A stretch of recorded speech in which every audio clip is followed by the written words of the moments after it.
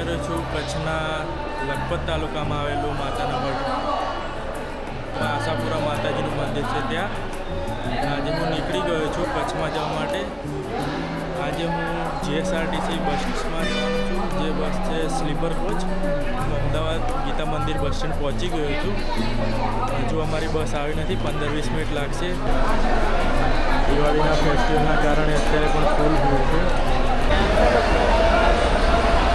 અમારી બસ આવી ગઈ છે ને અમદાવાદથી માતાનો મઢ, જે સાણંદ, માલવણ ચોકડી, ધાંગધ્રા, હળવદ, ગાંધીધામ, અંજાર, ભુજ અને નખત્રાણા થઈને માતાના મઢ આવશે.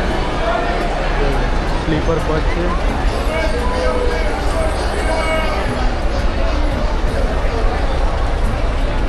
અંદરથી કેવું છે લુક તમને બતાવું હવે. 15 સીટ સૂવા માટેની અને 30 સીટ બેસવા માટેની છે.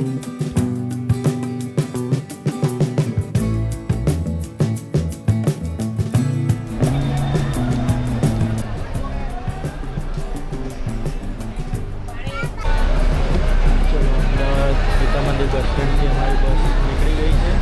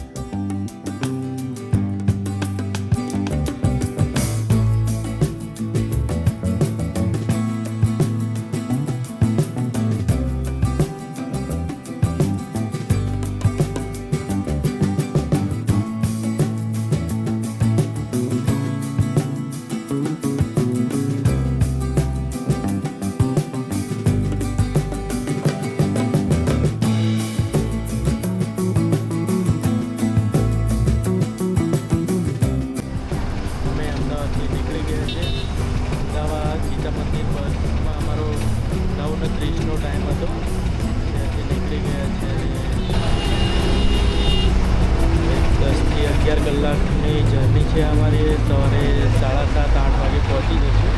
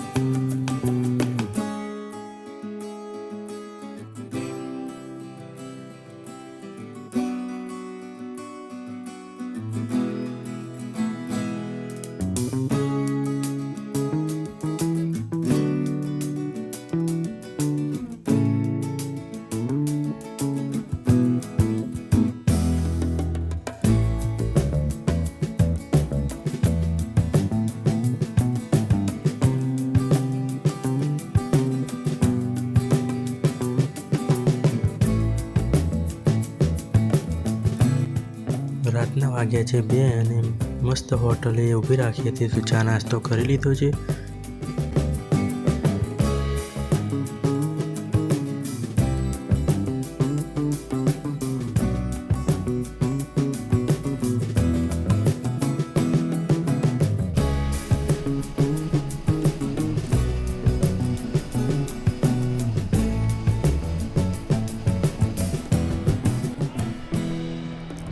સવારના 5:30 થયા છે અને અમે ભુજ બસ સ્ટેન્ડ પહોંચી ગયા છીએ.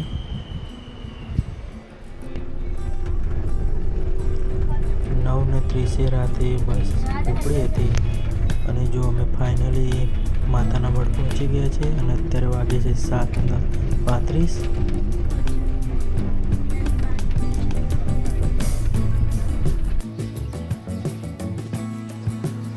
પાટીદાર ભવનની એક ધર્મશાળા છે. એમાં મેં 2 કલાક માટે રૂમ બુક કરી લીધી છે. બસ નાહી ધોઈને ફ્રેશ થઈને અહીંયાથી નીકળશું અમે દર્શન કરવા માટે.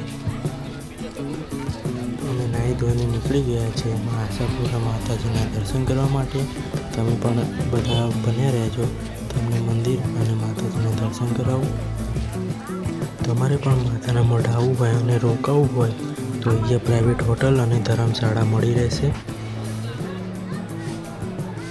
આપણે આવી ગયા છે આશાપુરા માતાજીના મુખ્ય ગેટ પાસે. ચલો હવે અંદર જઈએ.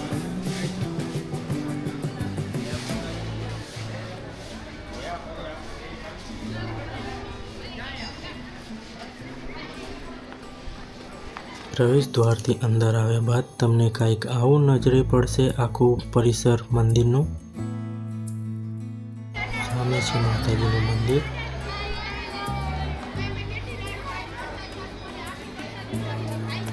સામે દેખાય છે એ જ છે કચ્છના દેશદેવી એવા આશાપુરાનું ભવ્ય મંદિર.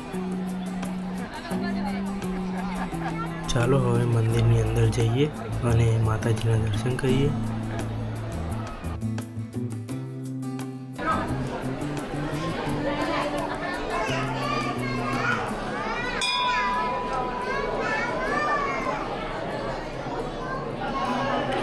આ જ છે કચ્છના દેવી અને જાડેજા કુળના કુળદેવીમાં આશાપુરા દેવીમાં. દર વર્ષે આસો મહિનાની નવરાત્રિએ લાખો લોકો ગુજરાત અને અન્ય રાજ્યોમાંથી પગપાળા માતાના મઠ સુધી આવે છે અને માતાજીના દર્શન કરે છે. અહીંયા માતાજીના દર્શન કર્યા પછી મંદિરના પરિસરમાં બધા ભક્તો માતાજીના ગરબા પણ ગાય છે. રાજાશાહી વખતમાં મંદિરના પૂજારીને રાજા જેટલું જ માન મળતું હતું. જો કચ્છના રાજા પણ અહીંયા મંદિરના દર્શન કરવા આવે તો એમને સન્માન કરવું પડતું હતું. મંદિરના પૂજારી એક સિંહાસન પર બેસતા જ્યારે કચ્છના રાજા નીચે જમીન પર બેસતા હતા.